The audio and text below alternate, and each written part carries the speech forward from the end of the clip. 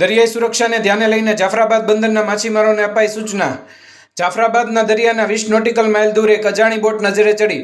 માછીમારો દ્વારા boat પ્રમુખને wireless મારફતે કરાઈ જાણ। બોટ એસોસિએશન દ્વારા કોસ્ટગાર્ડને કરાઈ જાણ। કોસ્ટગાર્ડ દ્વારા હેલિકોપ્ટર સાથે તપાસ શરૂ કરાઈ। માછીમારોને દરિયો ના ખેડવાની ફિશરીઝ વિભાગની સૂચના।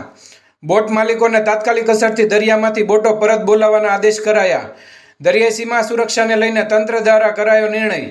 જાફરાબાદ, ચાંચ બંદર, ધારા બંદર સહિતના બોટ માલિકોને અપાઈ સૂચના। આપનું નામ સાહેબ? કનૈયાલાલ સોલંકી।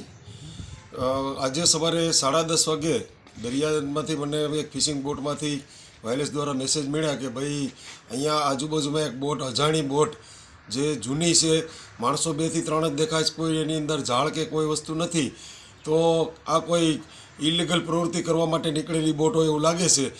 એમ છતાં મેં મારા કહેવાથી આ બોટો, આપણી ફિશિંગ બોટો જાફરાબાદની, એની પાછળ જ ગઈ તો એ ફૂલ સ્પીડ મૂકી અને ત્યાંથી આગળ નીકળી ગઈ। એટલે તાત્કાલિક મેં પછી કોસ્ટગાર્ડને, મરીન પોલીસ સ્ટેશનને જાણ કરી કે ભાઈ આવી એક બોટ, અજાણી બોટ છે અને બહુ જૂની પુરાણી બોટ છે, એટલે આમાં કંઈક શંકા હોય એવું લાગે છે, તો તમે તાત્કાલિક કોસ્ટગાર્ડ મોકલી અને એને પકડો।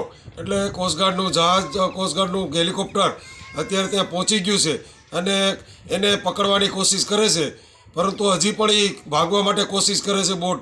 એટલે કાંઈક પણ એમાં શંકા હોય એવું લાગી રહ્યું છે।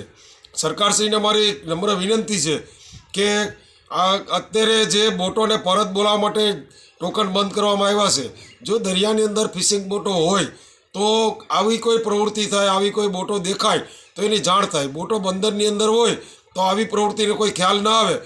એટલે સરકારશ્રીને વિનંતી છે કે બોટો, ફિશિંગ બોટોના ટોકન ચાલુ કરે, અમારી આવી નમ્ર વિનંતી છે।